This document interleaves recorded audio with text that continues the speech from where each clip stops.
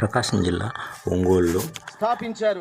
బాలల ప్రపంచ తెలుగు మహాసభలు జరిగాయి. ఈ కార్యక్రమంలో ప్రకాశం జిల్లా కలెక్టర్, ఒంగోలు ఎమ్మెల్యే గజల్ శ్రీనివాస్ మరియు రాష్ట్ర ఆరోగ్య శాఖ మంత్రి సత్యకుమార్ పాల్గొన్నారు. ప్రభుత్వం కూడా నిర్ణయం తీసుకోవాలని, అలాగే గతంలో ప్రభుత్వము 85 జీవో ఇచ్చింది.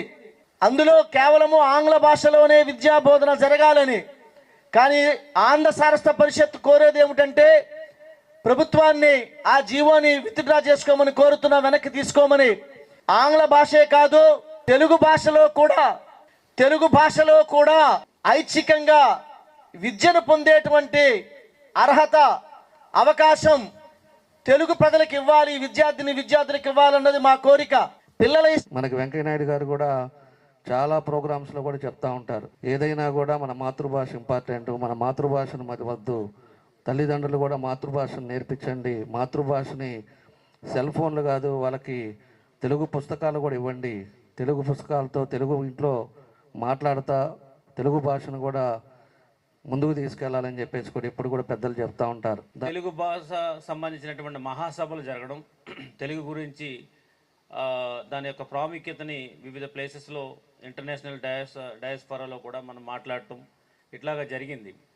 కానీ 16 సంవత్సరాల లోపు ఉన్నటువంటి పిల్లల మధ్యన కూడా తెలుగు భాషని, దాని యొక్క ప్రాముఖ్యాన్ని మనము పెంచాలనే ఆలోచన చాలా గొప్ప ఆలోచన. ఇప్పుడే 16 సంవత్సరాలు బాలలు అని అనటంతోనే ఆటోమేటిక్గా మనకి వచ్చింది ఏంటంటే చిన్నప్పటి నుంచి కూడా తెలుగు భాష మీద వాళ్ళకి అభిమానం రావాలి, అదేవిధంగా తెలుగు భాషను అందరూ కూడా మాట్లాడాలని చెప్పి. నేటి తరం పిల్లల్లో మాతృభాష పట్ల మమకారాన్ని పెంచడానికి, భాష ప్రాశస్తాన్ని కూడా తెలియజేయడానికి, ఆ భాషలోని తీయదనం అర్థమయ్యేలాగా చేయడానికి ఒంగోలు కేంద్రంగా ఈ సంవత్సరం డిసెంబర్ 5-6 తేదీల్లో 16 సంవత్సరాల వయసున్న పిల్లలతో ప్రపంచ తెలుగు మహాసభలు నిర్వహించాలని ఆంధ్ర సారస్వత పరిషత్ అధ్యక్షుడిగా ఉంటున్న పెద్దలు శ్రీ గజల్ శ్రీనివాస్ గారు ప్రయత్నం మొదలుపెట్టారు.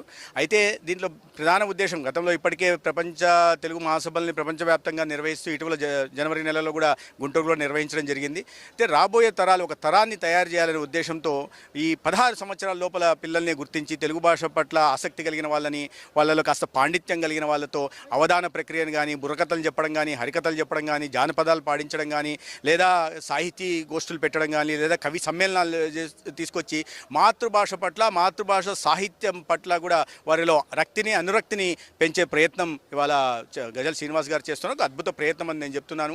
ఎందుకంటే